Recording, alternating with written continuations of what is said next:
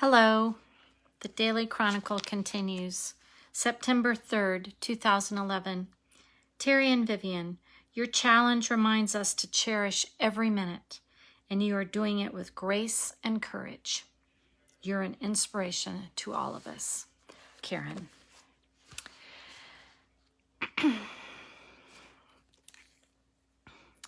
Today,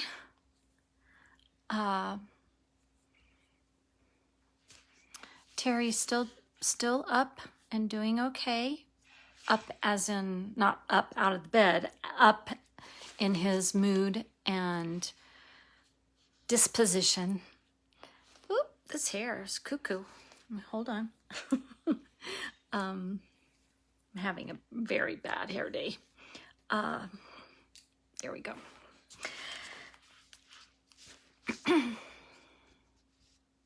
And the lawyer comes today. He has the will. He has the will drafted, and he meets with Terry, and Terry signs the will. So that's done. That took a lot. A lot. And I'm so grateful that everything isn't going to go to testate, and that piece is at least taken care of, because it would have been very, very difficult if he hadn't had a will. So we got that done, and visitors are still coming. And the kids are wanting to talk to Terry,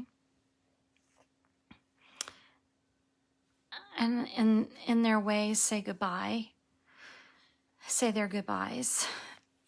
And Terry still is just not really wanting to hear it.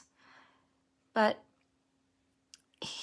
so the hospice counselor, I guess, not the nurse, but the counselor and the chaplain would meet with us in the other room, and we would tell them our concerns. And they were awesome. They would tell us, how different people handle things different ways, and how we needed to handle things in our way, and however we needed to cope. And I remember her giving us this advice, giving the kids this advice. We were all sitting on the couch talking to her, and they were very upset, crying and saying, we want to talk to him, but he won't. He's so in denial that we don't know what to say to him.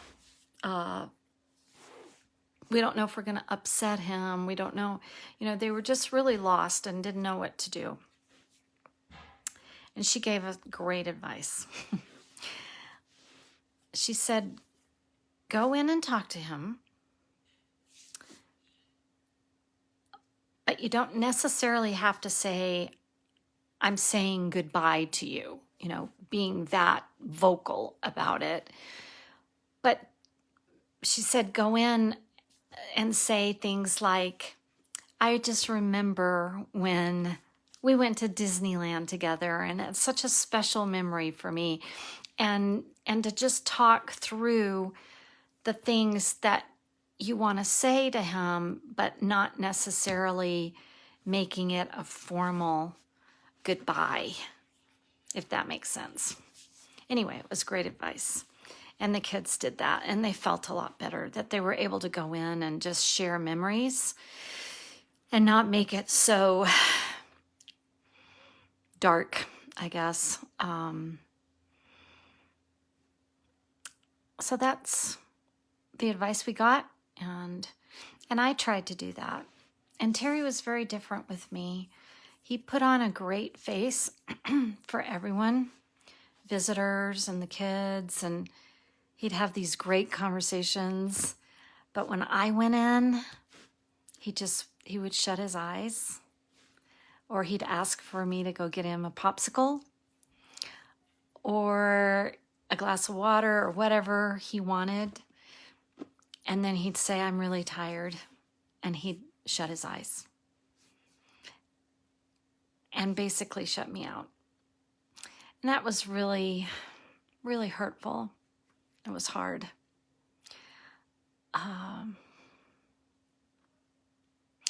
And I think he just couldn't face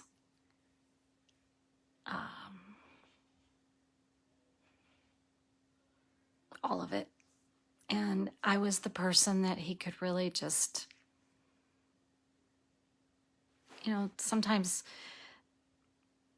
when you're with the person that you love the most, you can let all your guard down and you can be real. And I think he was exhausted. He was just exhausted. And so when I came and I was alone with him, he felt like he could just sleep and check out and not have to put on airs of putting up a front. And I understood. I understood that. But it was hard because I wanted to talk to him too. And he spent all his energy on other things, so I didn't get to talk to him as much as I would have liked to.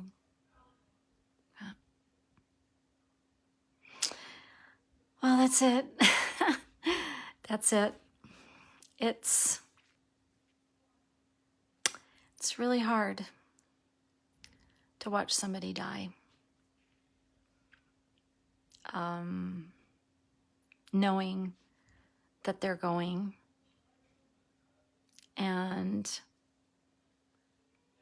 not really knowing what to say, not really knowing what to do.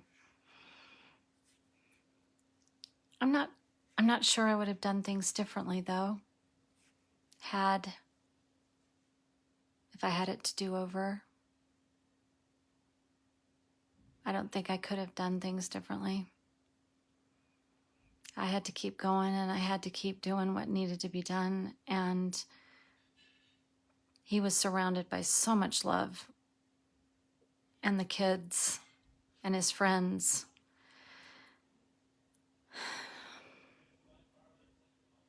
I don't know.